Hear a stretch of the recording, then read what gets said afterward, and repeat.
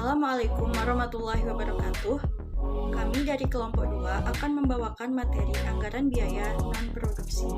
Sebelumnya, izinkan kami memperkenalkan diri dengan saya Safira Karim Hidayah, di belakang 1002, yang kedua Madia Tiska Darmayanti, 1009, yang ketiga Putu Angelina Parasari Ningrum, 1030, yang keempat Dewa Ayu Made Adinda Ratnasari, 1114, yang kelima Igusti Ayu Agung Ari Pratnyan Sinta Dewi, 1128, dan terakhir Nimade Erin Dwi Payanti, 1212.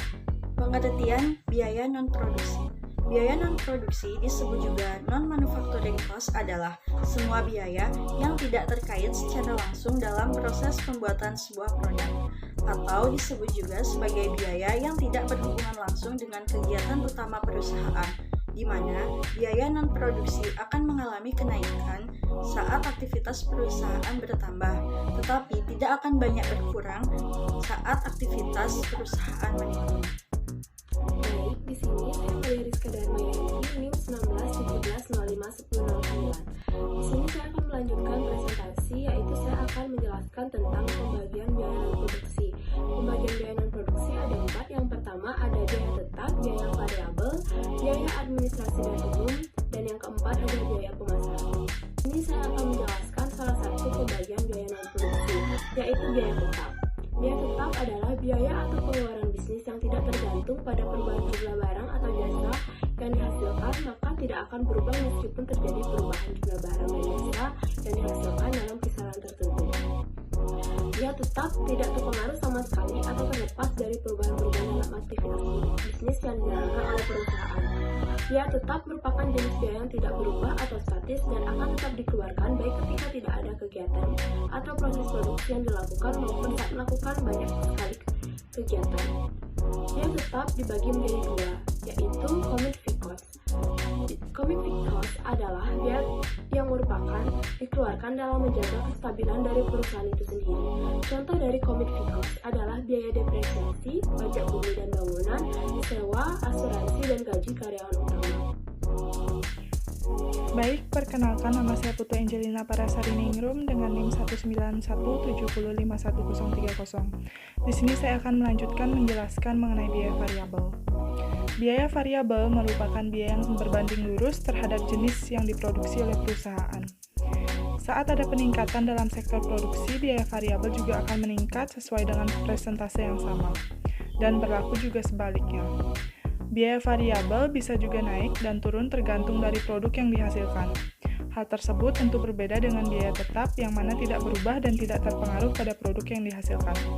Biaya variabel per unit konstan, dengan adanya perubahan volume kegiatan, biaya bahan baku merupakan contoh biaya variabel yang berubah sebanding dengan perubahan volume produksi. Biaya variabel ini dibagi menjadi direct cost, variable overhead cost, dan semi-variable cost. Yang pertama yaitu ada direct cost, biasanya disebut dengan biaya langsung. Ini merupakan biaya langsung yang terkait dengan kegiatan produksi. Ketentuan dari biaya langsung ini adalah biaya yang dibutuhkan dalam proses produksi, misalnya untuk bahan baku atau bahan bakar. Yang kedua yaitu variable overhead cost, yang mana merupakan biaya yang berkaitan dengan intensitas perusahaan dalam proses produksi. Misalnya biaya asuransi untuk tenaga kerja yang sakit atau kecelakaan ketika sedang memproduksi. Yang ketiga yaitu semi-variable cost, adalah biaya yang bisa menjadi variable cost dan juga bisa menjadi fixed cost. Terkadang juga biaya semi-variable ini bisa disebut dengan biaya campuran. Awalnya biaya ini menjadi biaya yang harus ditanggung oleh perusahaan tanpa adanya intervensi, namun sekarang berubah menjadi biaya variabel saat produksi meningkat. Dalam meningkatkan banyaknya produksi, perusahaan harus menambahkan biaya yang dengan tujuan memenuhi kebutuhan dalam produksi. Adapun contoh biaya variabel, yakni sebuah perusahaan smartphone memproduksi satu buah smartphone. Setiap smartphone yang diproduksi setidaknya memiliki layar touchscreen yang seharga 800.000. Saat perusahaan memproduksi smartphone sebanyak 100 buah, maka biaya untuk pembelian touchscreen pun juga naik menjadi 80 juta. Baik, sebelumnya perkenalkan nama saya Dewa Ayu Made Adinda Ratnasari dengan NIM 19170511114. Di sini saya akan melanjutkan presentasi dari teman saya yaitu untuk bagian yang ketiga, biaya administrasi dan umum. Biaya administrasi dan umum adalah biaya yang jumlahnya relatif tidak dipengaruhi oleh tingkat aktivitas perusahaan. Biaya ini juga tergolong biaya yang tidak berubah dari waktu ke waktu, kecuali memang direncanakan untuk berubah. Contohnya yaitu seperti kenaikan gaji direksi, kenaikan gaji pegawai, kenaikan tarif listrik, dan telepon. Baik, di sini saya akan melanjutkan materi yang keempat, yaitu mengenai biaya pemasaran. Biaya pemasaran dimulai pada saat biaya produksi selesai, yaitu pada saat proses produksi selesai dan barang-barang sudah siap untuk dijual. Adapun bagian dari biaya pemasaran yaitu biaya penjualan. Biaya penjualan adalah keseluruhan aktivitas dan yang berkaitan dengan upaya untuk mencari dan memperoleh penjualan produk perusahaan. Dan biaya pemenuhan pesanan adalah keseluruhan biaya yang dikeluarkan berkaitan dengan upaya untuk memenuhi pesanan sesuai keinginan konsumen. Baik, perkenalkan nama saya Nimade Irin Wipayanti dengan NIM 1917051212. Di sini saya akan melanjutkan presentasi dari rekan saya yang sebelumnya. Saya akan membahas faktor-faktor yang mempengaruhi anggaran biaya non-produksi. Yang pertama, anggaran penjualan yang secara tidak langsung akan mempengaruhi besar kecilnya biaya penjualan. Yang kedua, anggaran produksi akan mempengaruhi jumlah anggaran biaya administrasi.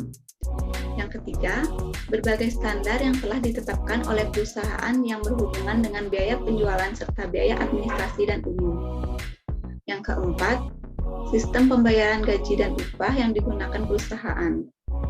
Yang kelima, metode penyusunan aktiva tetap yang dipakai oleh perusahaan. Umumnya, metode yang digunakan ialah metode penyusutan garis lurus.